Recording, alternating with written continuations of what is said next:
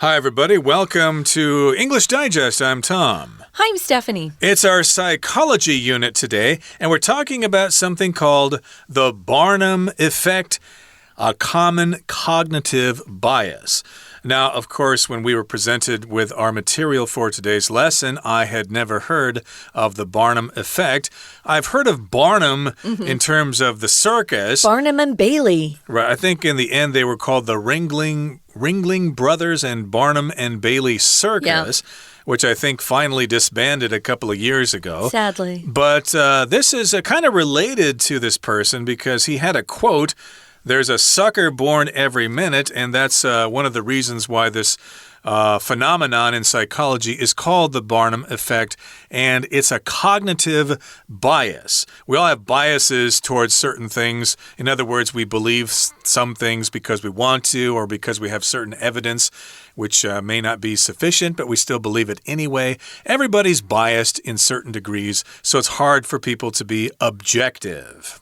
Oh, yeah. And anyone who says they're objective isn't objective, so there you go. Yeah, we all have our own biases. Biases is the plural form. Yeah, just, based on your background.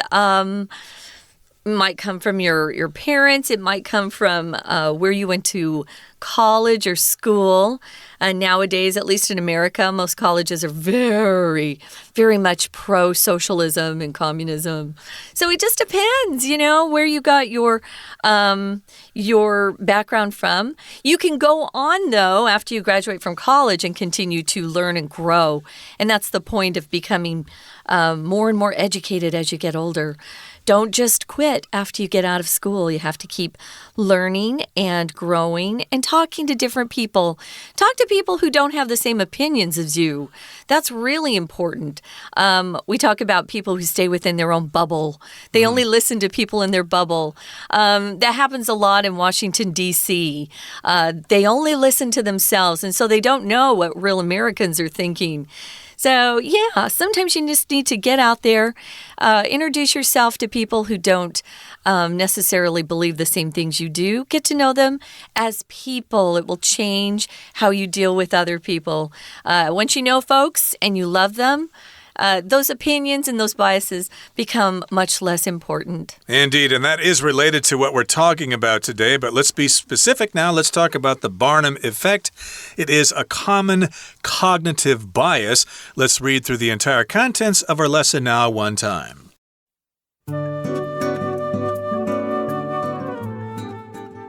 Have you ever read your horoscope and thought the predictions were extraordinarily accurate? If so, you've experienced the Barnum Effect, also called the Forer Effect. This psychological phenomenon refers to the tendency of people to believe that vague, general statements are specific descriptions of themselves. The Barnum Effect works exceptionally well for positive statements, as most people's egos enjoy praise and reject criticism. It's named after American businessman P.T. Barnum, who's strongly associated with the phrase, "There's a sucker born every minute." This declaration conveys humans' gullible nature and desire to believe the good things they're told about themselves. This common cognitive bias was demonstrated through an experiment conducted by American professor Bertram R. Forer in 1948. His students completed individual personality surveys and were told that they would be analyzed and custom feedback would be returned. Most students evaluated the feedback quality as very accurate. However, Forer had given each student the exact same results. General statements like, "You have a great need for people to like and admire you," and "You have a tendency to be critical of yourself," applied to almost everyone. We're used to identifying universally valid statements in astrology and fortune-telling, but where else can we see the Barnum Effect? Digital platforms like Netflix and Spotify generate content recommendations on our profile. These are partly based on our user history, but they're also general lists suggested for many users at the same time. However, we're more likely to consume content when we think it's personally selected for us. To avoid being deceived by the Barnum Effect, be aware that it's happening and stay skeptical. Look for specific statements, not general ones. While being fooled may sometimes be harmless, avoiding being manipulated by the Barnum Effect can help prevent us from making decisions that may not be rational or wise. Okay, guys, the Barnum Effect, a common cognitive bias. Cognitive just means thinking or thought. So the way you think, if you have a bias, you usually are prejudiced in favor of something or against something or a person, maybe a group, compared to another, and usually in a way that might be considered unfair, but it's based on your own background, things you've read, heard, maybe others' opinions that you trust. So a cognitive bias. We're going to talk about what this is. So here's how it opens. Have you ever read your horoscope and thought the predictions were extraordinarily accurate? Yes, they're right on. The horoscopes are written, at least they were when I was reading daily newspapers. They were in the newspaper every day. And you could turn to the horoscope page and kind of get a forecast of your day based on your sign. So I'm an Aries, so I would look up under Aries to see what kind of day was predicted for me. And, I would do it sometimes just for a laugh. I didn't always believe it. But I think some people really take this stuff seriously. Right, and of course the thing you read in the newspaper or online is called your horoscope, and you try to find your sign, and it gives your birth date, and you read your forecast for the day or your prediction, and a lot of times, oh wow, that sounds so accurate. That describes me. Indeed, you may have read your horoscope and thought, wow, those predictions are really accurate. They're extraordinarily accurate, really 100% accurate, and if that has happened to you, you've experienced the Barnum Effect, also called the Foer effect. Okay, so again, we're talking about this psychological phenomenon called the Barnum Effect. And what is it? Well, this is a psychological phenomenon, and it refers to the tendency of people to believe that vague, general statements are specific descriptions of themselves.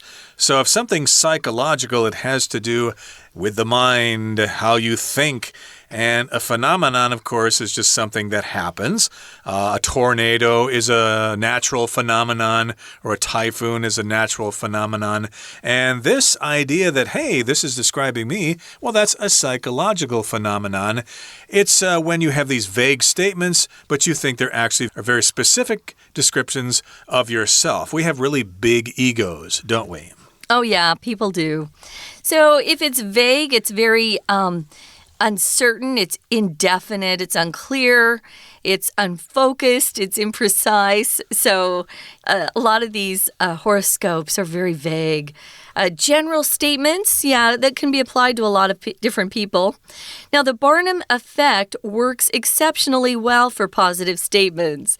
Exceptionally means something that really works well, right? Exceptional. If someone's exceptional, they're very considered to be very, very good, very talented.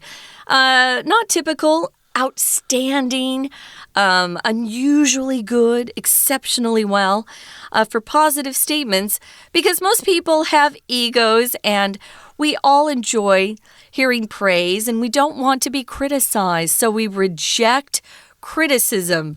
Criticism is when somebody is giving you points on things that you can improve upon. Maybe somebody's job is to write criticisms in the paper for movies, like they're a movie critic. Their job would be to go see the movie and write the good points and the bad points. But of course, the bad points usually stick in our minds. We don't want to hear the negative criticism. Remember, criticism doesn't have to be negative. It can be positive too. Typically, we say this word in a negative way, but if you really want to emphasize that it's negative, you should say negative criticism. Indeed, and it works really, really well for positive statements. People like to hear good things about them because we have big egos. We like to hear praise, and we don't really like to hear criticism. And where does this phenomenon come from? Well, it's named after American businessman P.T. Barnum, who also had the circus. He's strongly associated with the phrase, there's a sucker born every minute, which means basically there's somebody dumb out there who you can exploit somehow. I guess if you're a businessman, you're always thinking in those terms. There's always somebody I can sell a useless product to and make a ton of money as a result. And this declaration conveys humans' gullible nature and humans' desire to believe the good things they're told about themselves. Now, here we've got the word gullible. That just means you believe things really, really easily, okay? We say this of people who are told things and they believe it right away. I was quite gullible when I was very young. My brother used to tell me stories that he actually was Jack and the Beanstalk, and he climbed up the beanstalk and he stole the goose that laid the golden egg, and I believed him. I thought it was actually true. I was very gullible. As you grow older, hopefully you're more discerning, you're more critical, you're more cynical as to what people tell you. If you're gullible, it's easy to get you to believe anything. So don't be so gullible that every time you watch something on TV, you think, oh, yes, I know that's true. Check out different sources, guys. I think everybody out there is looking for those suckers that are gullible so that they'll fall for whatever they want to sell them. So this declaration conveys or communicates humans' gullible nature and desire to believe the good things they're told about themselves. Okay, not so much maybe about their enemies, but they want to believe the good things they're told about themselves. So we're going to take a quick break here, guys. We're going to listen to our Chinese teacher, and then we'll be back to continue on. 大家好，我是派老师。今天讲解的是杂志夏季刊 Unit14 The Barnum Effect, A Common Cognitive Bias。这个单元是文艺选填的练习题，内容要介绍一种心理效应。心理学家说，我们觉得算命或占卜内容神准的时候，可能要特别小心。这些可能是我们自己对号入座的。我们在主题解说前，老师要提醒大家，在回答文艺选填的题目的时候，记得先看看到底有哪些选项可供选择，大致把这些选项的词性标示出来。虽然有些字词性不止一种，但我们根据句子的结构，可以判断该题空格应该要填入什么词性的单字，再根据文意来找出正确选项，这样子答题会比较有效率哦。好，我们一起来解题吧。请看第一题 This psychological phenomenon refers to 这个地方。这一题题干的意思是，这种心理现象指的是人们倾向于相信空格笼统的陈述是对自己的具体描述。在 believe 后面由 that 所引导的名词子句当中，主词 statements 前面有形容词 general， 可以和 general 笼统一起修饰 statements 的单字，也势必要是形容词。确定词性以后，我们再用前后文加以筛选。第一题正确答案是 E vague。请接着请看到第二题The Barnum Effect works exceptionally well for positive statements. 这个地方，本句的意思是指巴纳姆效应对正面的陈述特别有效，因为大多数人的自尊心喜好赞美，而空格批评。请特别注意 as 所引导的副词子句 as 在此解释为因为，而子句里的 and 是对等连接词。我们知道两边所接的必须词性对等，前面是喜欢赞美，后面就应该接上对批评的反应。所以第二题正确答案是 B reject， 表示多数人的自尊心喜好赞美，排斥批评。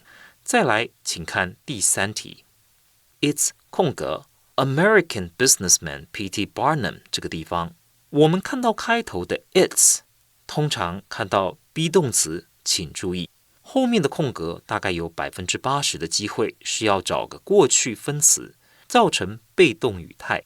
句意是他空格美国商人 P.T. 巴纳姆的而巴纳姆与每一分钟都有一个傻瓜诞生，这句谚语有着密切关系。我们从选项里有过去分词的来挑选，再用前后文意加以过滤，所以第3题答案选 J named after， 表示这个心理效应以美国商人巴纳姆的名字命名。We're going to take a quick break. Stay tuned. We'll be right back.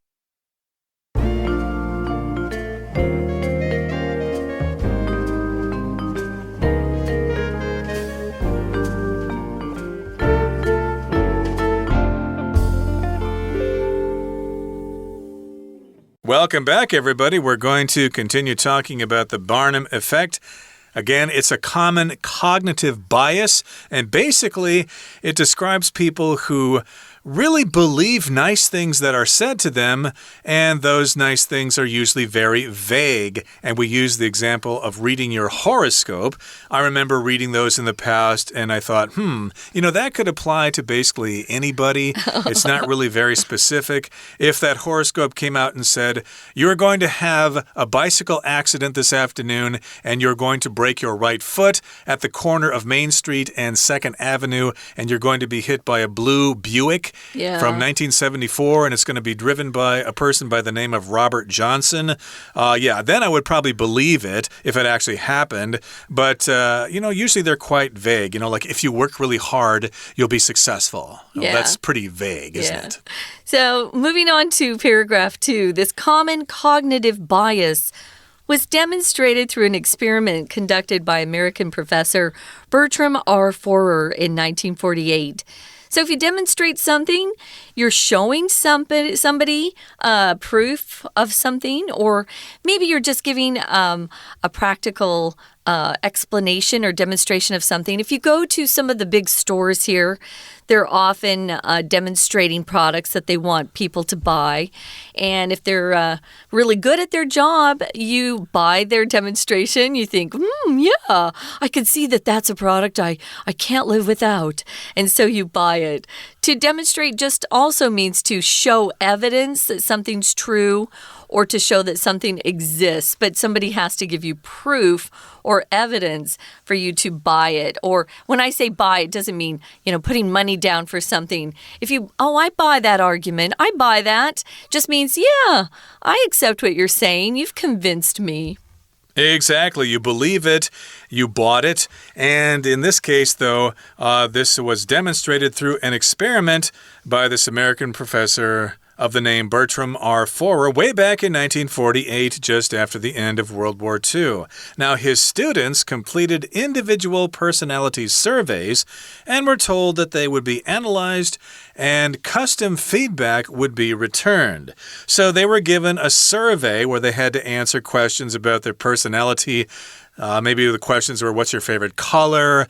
What kind of people do you like? Are you outgoing? Are you shy? Stuff like that. All these questions would determine your personality. And then the students were told that their answers would be analyzed. They would be looked at, and they would come to some conclusions. And then they would give them some feedback. Remember, feedback is non-count, so you cannot add an S to this word. You would receive some feedback, and they would get some feedback. They would get some return from the surveys. They would be interpreted, and most students evaluated the feedback quality as very accurate. So when they got the feedback from the professor, they thought, yes, indeed, the feedback is accurate. It definitely describes me. So just to remind our students out there, feedback is only a noun. You can't feedback somebody, guys. Please don't use it as a verb. And never put an S on it. No! You give someone feedback. Feedback's really important. So here they took the personality surveys, and most students had evaluated the feedback quality as very accurate. They liked what they saw. Forer had given each student the exact same results. Everybody got the same things. He just used general statements like, oh, you have a great need for people to like and admire you. Or you have a tendency to be critical of yourself. And these are general statements that could be applied to just about everybody, right? So we've accepted, we've grown accustomed to identifying universally valid statements in astrology and fortune telling. But where else can we see the Barnum effect? We're going to talk about that. Universally just means it applies to everybody. Something that people universally like is really good food. Or really good entertainment, universally just applies to everyone in every case. Right. So again, when you are accustomed to doing something a certain way, we say we're used to that thing. It's kind of interesting here because the pronunciation is used to. The D there is not so soft there. You could say that this is used to weigh a person. The scale is used to weigh a person. Then you would say used to. But if you're talking about something you did in the past, you could say, I used to do this, but I don't anymore. I used to smoke, but I quit 20 years ago. And here we are used to identifying universally valid statements in astrology. Yeah, we do that all the time. We know what happens. We're used to it. And we also hear these statements in fortune telling. But indeed, where else can we see the Barnum effect? Well, let's talk about digital platforms like Netflix and Spotify. These are websites where you can get movies and music and stuff like that. And they give us content, or they give us suggestions for movies or for songs.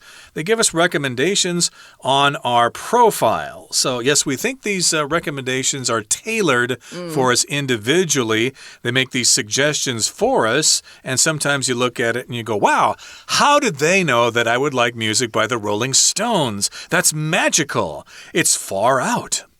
I hate it because I know they've been tracking me and I don't like to be tracked. So for me, privacy is more important than getting content recommendations. I'd rather ask my friends for recommendations than Netflix or Spotify. Thanks, guys. So these are partly based on our user history, what we've been surfing and listening to in the past, but they're also just general lists that they suggest to a lot of different users at the same time. However, we're more likely to consume content when we think it's personally selected for us. Yeah, I know as an actor, you always wanted someone to say to you, oh, I wrote this part just for you. It's perfect for your voice. And you used to think, oh, I'm so special. Really, they probably had already been turned down by somebody else who didn't want to sing it. So who knows? But people like to flatter you and say nice things to you so that you'll do what they want. So be aware of that. Don't be fooled too easily. Exactly. But again, we've got big egos and we like to hear these things all the time. And here in the final paragraph it says, to avoid being deceived by the Barnum effect, be aware that it's happening and stay skeptical. So again, if you get some recommendations from digital platforms like Netflix and Spotify, yeah, be skeptical. Look at it and think, this could basically apply to anybody, even though my ego would just love this praise. I would love that, but still, again, I'm no different from everybody else, so it's probably just a general recommendation. So yeah, to be skeptical means to be suspicious. Don't be gullible and believe everything you hear. Check out the sources. Yeah, so you want to be aware of what's happening, stay skeptical. As Tom said, look for specific statements, not general ones. While being fooled may sometimes be harmless, avoiding being manipulated by the Barnum effect can help prevent us from making decisions that may not be rational or wise. Yeah, you want to make good decisions that make sense, that are logical. If you're being manipulated, someone is controlling or influencing you in a situation, and they're probably doing it by either through fear. We know that if we're really afraid, people have an easier time controlling us and manipulating us. If you're being told every day that there's a disaster coming and you got to do this and this, step back and go, wait a minute, and probably turn off that TV for a while or get off the internet and go just hang out with real people. Don't be manipulated, guys. guys. That just again means to be controlled or influenced to do something. No one wants to be manipulated, and you certainly don't want to be the one manipulating others.Exactly. So there you have it, the Barnum Effect. And of course, there are all sorts of other biases out there that we don't have time to discuss today. But this is a good one. Remember, you're not so smart. You don't know everything. Basically, these things are recommendations that are very general and very vague. Okay, that brings us to the end of our discussion. Here's our Chinese teacher who's better than everybody else. 第二段开头提到，美国教授福勒在西元1948年进行了一项实验，证明这种常见的认知偏误。接着，请看第4题。第4题的意思是，他的学生完成了个人人格空格，并告知会被分析及接收到个人化的回馈当中。句子主词 his students， 主要动词是 completed 完成，后面并没有看到任何的名词作为受词。既然 completed 是及物动词，表示完成，就需要有个名词当受词，再用前后句意筛选。所以第4题答案选 C surveys， 表示他的学生完成了个人人格调查。然后是第5题，这个句子的主词 most students 之后并没有动词，以前后文意作为筛选依据。第5题选 H evaluated， 表示多数学生都将回馈意见的品质评为非常准确。然而，福勒教授给了每位学生完全相同的结果，都是很笼统的陈述，像是你非常需要人们喜欢和钦佩你，和你倾向对自己吹毛求疵。再来，我们看第6题，请注意这里的句子稍微长了点，同学不要跟丢了。主词是 general statements， 而 like 之后的句子是举例，所以这个句子也缺乏主要动词。因此，第6题选 G apply to， 表示这样笼统的陈述几乎适用于所有人。接着，请看到第3段，我们习惯于识别占星术与算命中普遍合理的陈述，但我们还能在哪看到巴纳姆效应呢？再来，请看第7题。